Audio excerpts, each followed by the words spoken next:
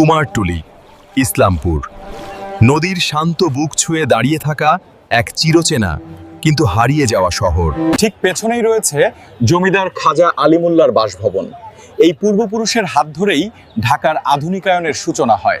খাজা আলিমুল্লাহর মৃত্যুর পর তার পুত্র নবাব খাজা আব্দুল গনি 1859 সালে প্রাসাদটি নতুন করে নির্মাণ করেন।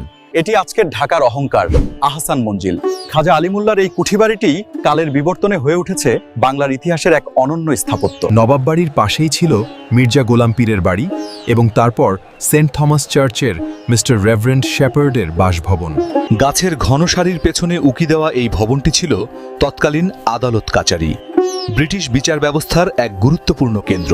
ধীরলয়ে বয়ে চলা বুড়িগঙ্গার পাশেই চলত শহরের আইনি কার্যক্রম এবং তার পাশের ভবনটি ছিল বিখ্যাত নীলকর ওয়াইজ এবং গ্লাসের কুঠি, যেখান থেকে একসময় নিয়ন্ত্রিত হতো এই অঞ্চলের নীল ব্যবসা।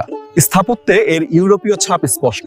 ওয়াইজ সাহেবের তৈরি করা বাসভবনের পরিবর্তে সেখানে এখন আধুনিক লঞ্চ টার্মিনাল এবং দোকানপাট গড়ে উঠেছে।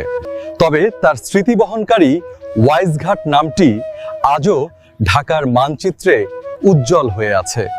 ইসলামপুরের মতো বাণিজ্যিক এলাকায় একমাত্র আহসান মঞ্জিল তার মাথা উঁচু করে সগর্বে দাঁড়িয়ে আছে। প্রিয় ইসলামপুরবাসী, ভিডিওটি দেখে কেমন লাগলো জানাবেন। চলুন সদরঘাট লঞ্চ টার্মিনাল এলাকায়।